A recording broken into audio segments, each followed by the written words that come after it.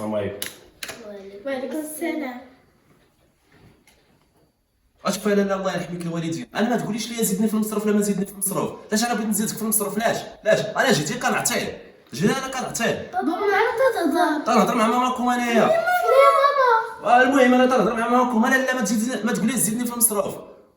جيتي انا كنعطيه، جيتي انايا كنعطيه. بابا ما تنفعش بزاف، يمكن تقول شي كلمه تندم عليها. علاش بغيت ندم عليها؟ علاش انا خايف منها. بابا واش متاكد غادي تقول هذا الكلام؟ الهضره نقولها ليها ونفوتها ليه. علاش انا نبغي نزيدك في المصروف؟ على انا خايف منها ولا ما نقولهاش لها في وجهها؟ نقولها لها في وجهها ونفوتها ليه.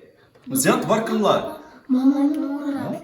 ماما منوراك. شكون اللي مولاي؟ ماما. الله يا ودي الله يعمر هذا.